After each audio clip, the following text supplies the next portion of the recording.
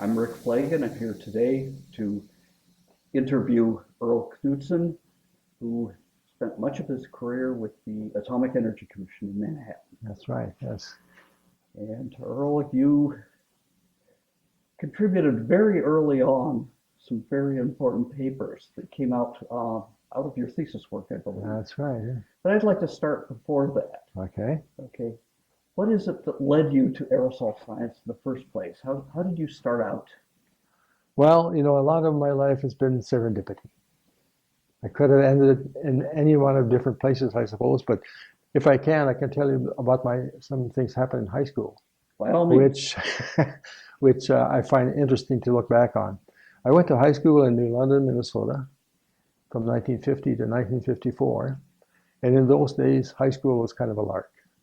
If you've seen that show Happy Days that was played in the 60s, I guess, Yeah. that was very much what high school was like. It was no sweat. I don't remember taking any homework home. Much different from my grandkids nowadays, but I don't remember taking homework home. If you didn't get it done in class, it was no big deal. Anyway, I did well enough in my first 3 years in high school that the principal decided that you should take another class in the fall, in the coming year, senior year. And I think the normal was 4 classes. And so you should take a fifth class because you have the aptitude for it. And I was wondering, what class can I take that wouldn't involve very much work? And one day in the science lab, I was looking around the back of the science lab, and there were a number of war surplus radios in the back. And I asked one of the other students, what do they use these things for? He said, oh, they use them in physics class. I think I'll take physics. And that's how I got started. It's a big step in my life. I got me going into science, which might not have happened otherwise. Anyway, I took the physics class, and I enjoyed it very much. I had an aptitude for it. And it set me on a course for several years then. And it led me to go on after high school. I was undecided on what to do. And I worked in the harvest near home in New London. And we were pitching bundles, hauling for harvest. And a car pulled up in the farmyard. It was a math professor from Concordia College in Moorhead. I was so impressed that he would drive out to look me up in the field. Well, why don't I try college? And I did. I did have a small scholarship from high school, but I went to college, went to Concordia, and took physics and mathematics. And I enjoyed physics greatly. I just had an aptitude for it. I enjoyed it. I enjoyed all the equations and all that, and how you could explain things by these equations. So that got me started in physics. And after high school, during college, 1957, Sputnik was launched. And the whole country was just embarrassed. They got caught flat-footed. How could those backward Russians launch a satellite when we can't? So there was a big push at that time to get engineers and scientists. So, of course, you had to go into graduate school. And I came here to Minnesota. And I found out in my years at Minnesota that not only me, but all the bright kids in the country were going into graduate school, especially physics. And I thought, I'm out of my league here. So I hung in there through master's degree. It took me longer than most people, but I hung in there for a master's degree, and I thought I'll never become rich and famous in physics. So I left that after master's degree and settled in a job in Minneapolis. It was called the General Mills Mechanical Division. But their work at the time was to do contract research for the U.S. Army. And the projects I worked on had to do with dispersing powdered agents from aircraft. And so this is aerosols. So that's how I got my start in aerosols. Okay, but that was with this company. Yes. And with a strange application. Yes. Yeah. What took you to doing what we think about aerosols today? Well, after about 5 years at this lab or this company, General Mills Mechanical Division, they were sold out to another company called Litton Industries.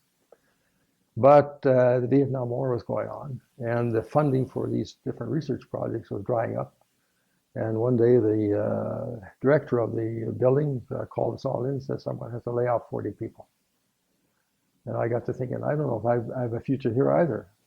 But in the meantime, I'd gotten acquainted with the university's particle technology lab, and I thought, why don't I apply there and go back, see if I can get back to school for a PhD program. So that's how I got there. Okay, and so you went into the PhD program in mechanical engineering. That's true. Was that a stretch? Did that create a challenge? Well, it was not easy. I was at a stage in my life where I greatly enjoyed getting back into school. I just enjoyed the studies and I just really threw myself into it. So after having those 5 years and working in industry, I really enjoyed the scholarly work again. Like most students, I had a research assistantship half-time, and this was our support. About the time I went back, I also got married, and before I finished, I had 2 daughters born during my time in graduate school. You were busy. Yeah. And yes, and mechanical engineering turned out was not all that easy, because if you get into heat transfer and the fluid mechanics, the mathematics there is probably equally complicated to what anything I had in physics. So, but I enjoyed it all, and I got involved in Professor Whitby's lab. And how did that come about? Well, because I'd gotten acquainted with aerosol science in my work life, and of course, it was the particle technology lab that I approached and say, I wonder if I can get back into school here. And they accepted me, so I got back in, and I spent about a year on a project which had to do with compacted powders, or powder material. Okay. Before I got into my thesis work, and that was kind of a shift of gears there. That project came up. And how did that project come up?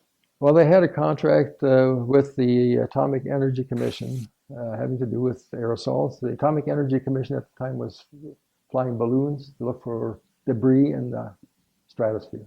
Okay. So there was work involved how the behavior of fine particles in these samplers that were flown. And although we didn't get involved in flying samplers, they had actually done some of that at General Mills Mechanical Division. They also were involved in balloon work.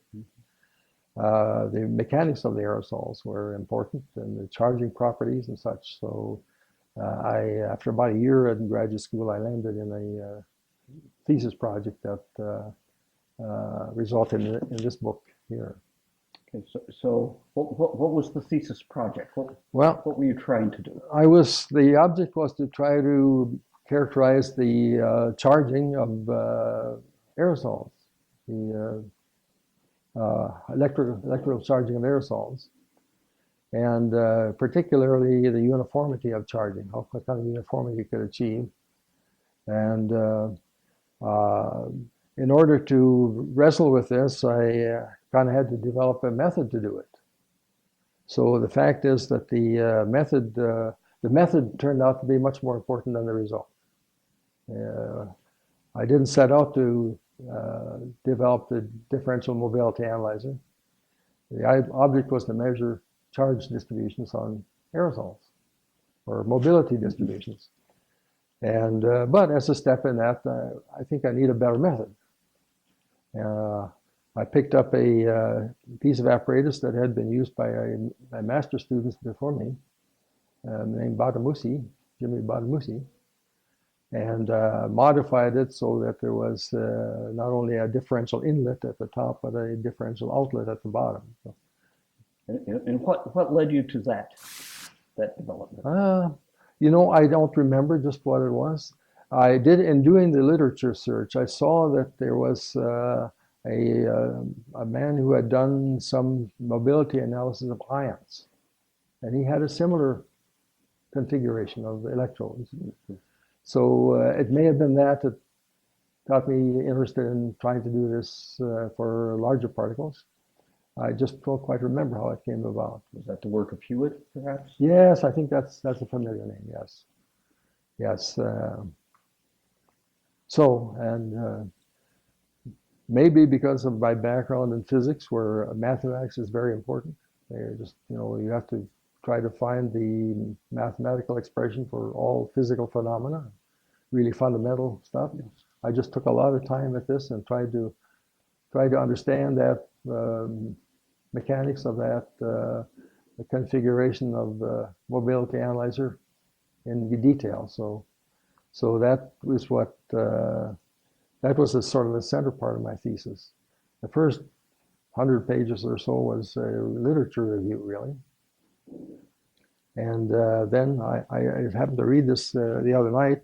This section here with the that's the heart of it. The mathematics, about 20 pages, and the rest of his application. Okay, so now you were working with Ken Whitby. That's right. Who's the ultimate engineer. Yeah. But not much of a theoretician. Yeah. I look at Ken as a 1-2 punch. He would do some theory and some experiment, and was able to put them together. But you brought in a number of theoretical concepts that even some people find a challenge. Well, I think so. I actually reread this last night, and if you were asked me to explain it now or defend it now, I don't think I could do it. It's too long ago.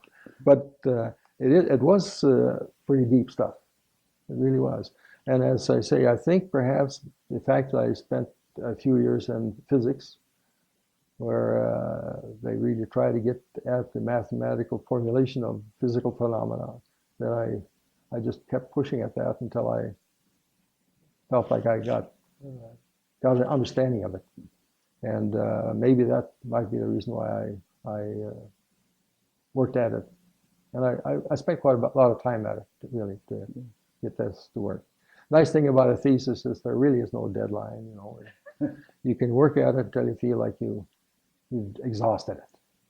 Whereas many other things, you just can't do that. You have to work to a deadline and do the best you can within the time constraint. But with a thesis, you can do that. And so with that development was really producing a tool that you could use for your. It was a means to an end.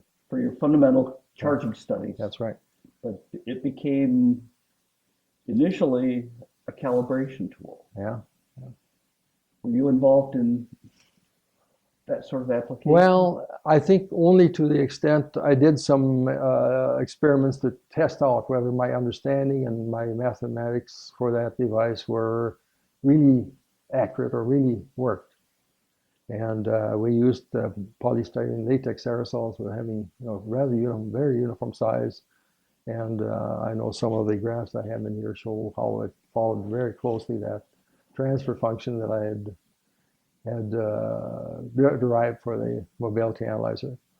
And another thing that I can't quite remember, but there was another student, I think his name was Dick Bergelin, who worked on a vibrating orifice aerosol generator.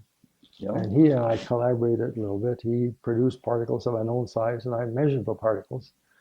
And I don't quite remember. It was published as a small subsection of, I think, of one of his articles. And I think it came out within 1% or 2% of an agreement. So this was good, isn't it? Yeah.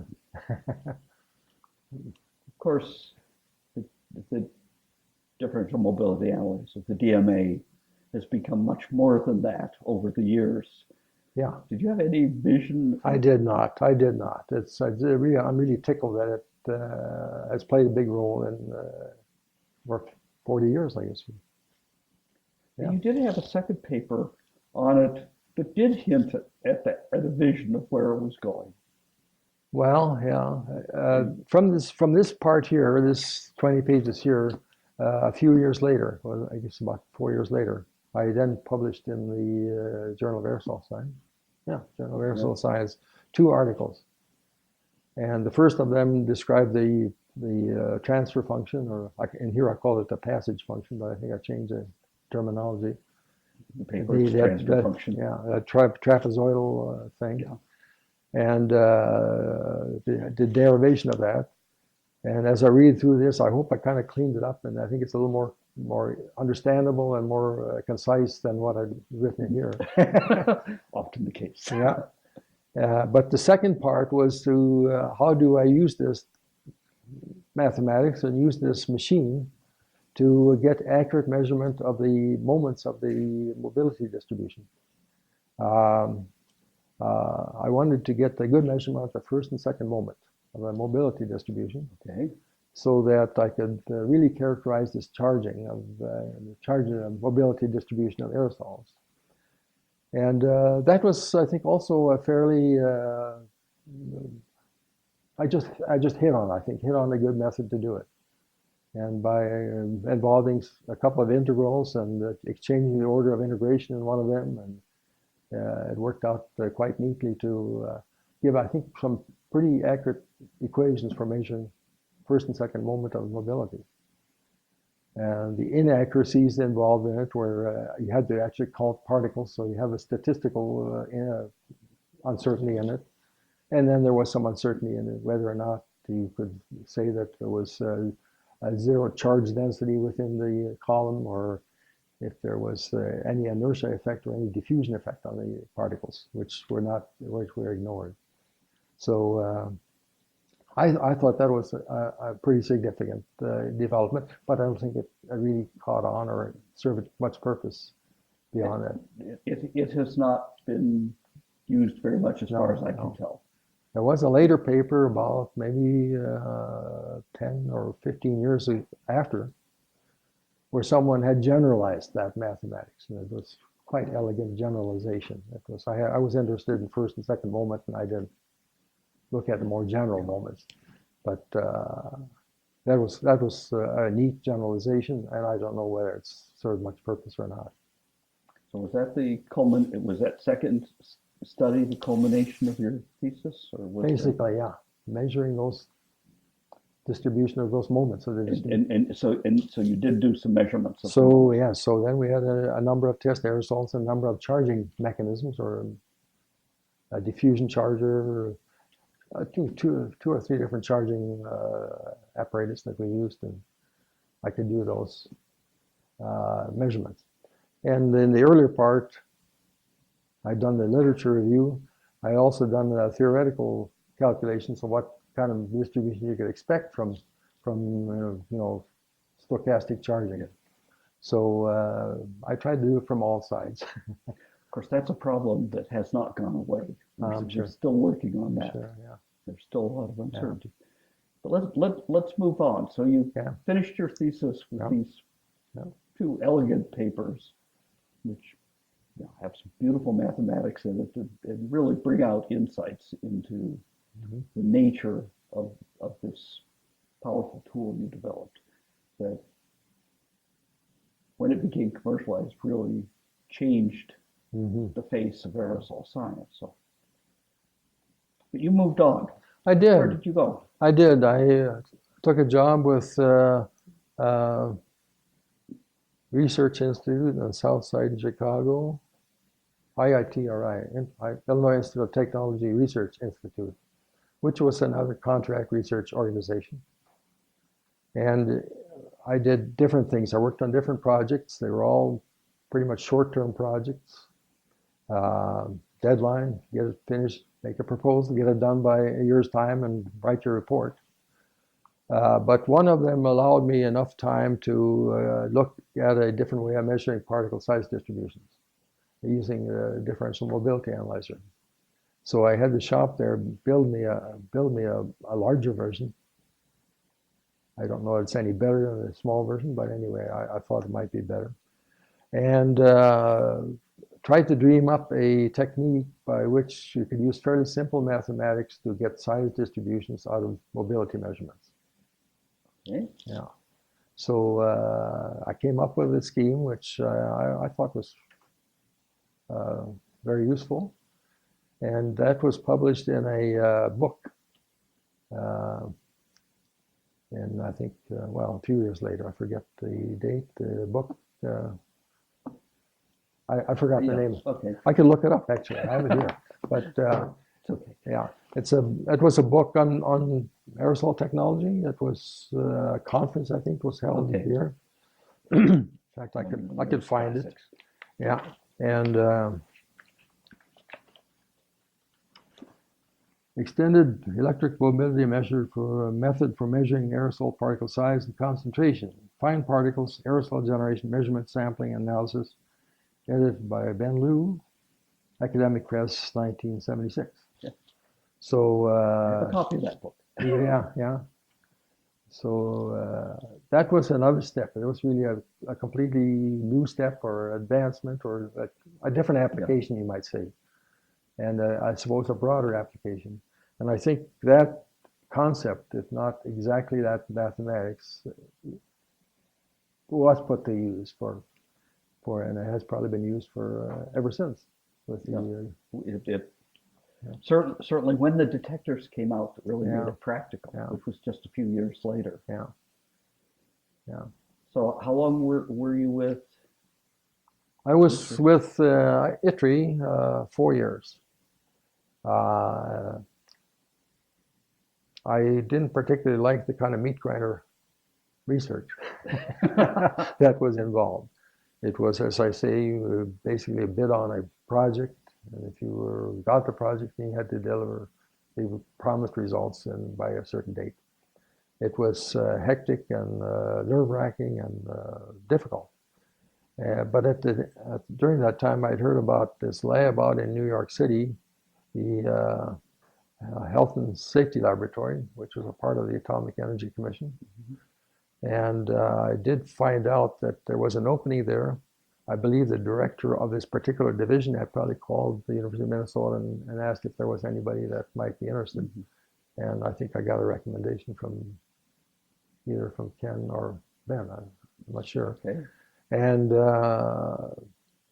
I did apply for that, and I got the job there, and I was just really tickled to get there because it was a little more of an academic atmosphere. We didn't really deal with deadlines. You kind of set your own deadlines pretty much, and you could work on something until it was finished. So what kinds of projects did you start with? Well, they had pushed the idea of the diffusional measurements on aerosols, and partly because they got into really small sizes. And so I thought I will help as best I can to see if we can improve on the diffusional method of measuring aerosols. So a lot of my work there had to do with measuring really nanometer-sized particles or tens of nanometer-sized particles using the diffusional apparatus. Okay. And we were interested in radioactive aerosols. So there was a very sensitive method of measuring the small amounts of material using radioactive measurements, radioactivity measurements. Particles provided Yes. the easy detection method. Yes, indeed. So I spent, I worked there for 20 years. I worked for many years with David Sinclair, who was also pioneering or extending on these methods. How did that come about? Well, he was one of the employees there. He was in, I would say, his third career there when I started there, because he had been a research scientist in Columbia University, I think it was, in New York City. Then he went into industrial work at asbestos company in New Jersey. He worked there for maybe 20 years. And he wasn't done yet, so he applied for a job at this laboratory in New York City, and they were tickled to get him. By that time, he was about 70 or 75 years old. Yeah, about that. So I got to work with him for several years. I don't think I saw in him the elegance that I'd seen in his early papers on the light scattering. It was really very good. His early work on light scattering, his mathematics that he had worked through to apply light scattering. I remember he worked on the owl. He developed the owl, that deal for optical method for measuring particle size. And, yeah, I remember reading about that. Yeah. So he probably was not as good in theory as he was in his early days, but he's still a very interesting man to work with, very imaginative and very imaginative on experimental techniques, and so it was a joy to work with him. And what were the things you worked with him on? Well, he had developed a family of diffusion batteries for increasingly large airflows. So I mostly worked on the mathematics of those things, trying to find how to translate throughput on those things into size distributions. And of course, with a diffusional apparatus, it's hard to do anything very accurately, but there are some methods that are better than others, and I tried to find methods that would work best. Spent many years on that. In the course of that, I was spent 8 years as director of the division, of the Aerosol Studies Division. And so David Sinclair was one of my charges at that time. It was interesting doing his performance evaluation. I can believe that. But this went on for 8 years, and then they had a shift in management, and they wanted to consolidate a little bit, and so they eliminated that Aerosol Studies Division. But I put a lot of effort in those days into that work, the management work, and trying to encourage the staff there to be productive, and that was its own meat grinder, I might say, because it's, as you're working with people and trying to encourage them to do their best and take on important work and do their best. So that was a very big part of my life there. 8 years. 8 years you did that. Yeah. And after that, we continued. About that time, I guess at the tail end of that time, the radon issue became very important, and especially in the East Coast, especially in Pennsylvania. And our lab, not myself, but other people in the lab had spent many years trying to measure radon and radon decay products. So I got involved in that. And I spent the last few years working on methods, diffusional methods, to try to measure the size of fresh radon daughters, radium A and polonium-210. And there it required a diffusion method, at least I thought so. So working with another guy from the Bureau of Mines, Bob Holland, we developed a written array of screens which you draw the aerosol through, and you would catch the most diffusive part more on the first screen and less on the next screen, and so forth. And then from the activity on each of these screens, we tried to figure out what the size was of these particles. So how did you invert that data? Well, that was the central part of it, to find the most suitable mathematics to do that. And I tried different things. Some people say, well, look, you have 4 bits of data here, you have 4 equations, you can just invert a matrix. And I said, it has been tried and has not really worked very well. So I just kept reading and studying, and found out that there was a method called the expectation maximization method, which seemed to me to have a better basic foundation than other methods. It was probabilistic, and it had the better foundation. So I adapted that to the diffusion, the graded wire screens. And I put a lot of effort into that, and I think my last paper had to do with what I'd learned on that subject. So it may not have been greatly productive as far as aerosol science goes, but who knows, it might still be. We deal with nanometer-sized particles, or a few nanometer-sized particles. And we're dealing with data analysis Yeah. questions, Yeah. challenges Yeah. all the time. Yeah. So who knows? It might still. I'll have to look up. Yeah. I just made a mental note. Yeah. So that's kind of my life story up through when I retired. I retired early, age 59. Uh, I came to this point. I realized that my advisor, Ken Whitney, had passed away at age 58. I thought, look, if I want to do something else in my life, maybe I should take the opportunity to leave now. And I pretty much put it all behind me. I did spend the first couple of years, including this last paper I did after I retired, kind of finishing up some things that I felt needed to be finished up. But I turned myself to family history, genealogy, and enjoyed that greatly. And I spent many years at that. Worked with my sister, got well acquainted with my sister. We did a book on one of our ancestry trees, and I still have work to do on it. I had to put it aside.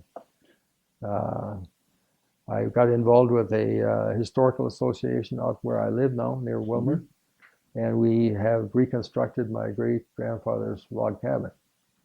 Beautiful. Tore it all down, laid it out in the ground, and built it back up again. So that was fun, and very satisfying history work. More lately, I'm really interested in more of a scientific about the future. I'm concerned about climate change, and I do what I can, which it doesn't seem to be very effective so far. But I'm greatly impressed by an organization called Citizens Climate Lobby. We are organizing people all over the country to lobby Congress to institute a carbon fee. And I think there's enough momentum, it may happen sometime. And so I support that and other energy related projects. So you're still keeping active. You've gotten back into science. Sort of back into it, but it's a little more of the political aspect of science, or the persuasive side of it. Yeah. So over your career, you worked on quite a number of different problems. Yeah. Very different perspectives. Indeed. Yeah. But when you look back, what do you see as the thing that you're proudest of?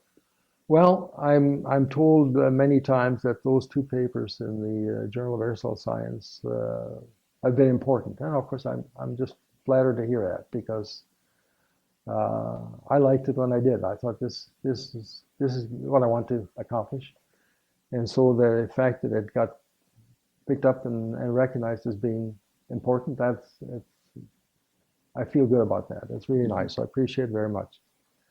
And even the extended method of measuring the particle size distributions, that's turned out to be very important, I'm told. Yes. And I appreciate that very much too. And I enjoy having been part of that. And of course, I realize that it's been carried much further. Yourself and your students have just extended it very much with that scanning concept, which is a great advancement, I believe. And others have worked on incorporating the diffusion aspect of and relaxing that restriction a bit. The key work there was also done at Minnesota. Yeah. So I'm tickled to see that it's been adopted and extended, and has done a lot so far, and may stay around for many more years. Well, you've certainly contributed through those particular papers a huge amount to the community. Wow. The tools, the DNA is the basic tool for characterizing fine particles in the air, and it's used around the world. So it's been fun talking with you about this and learning some more things that I hadn't known about what you did and how this all came about. Thank you very much. Well, you're most welcome, and thank you for the kind words about my work. Okay.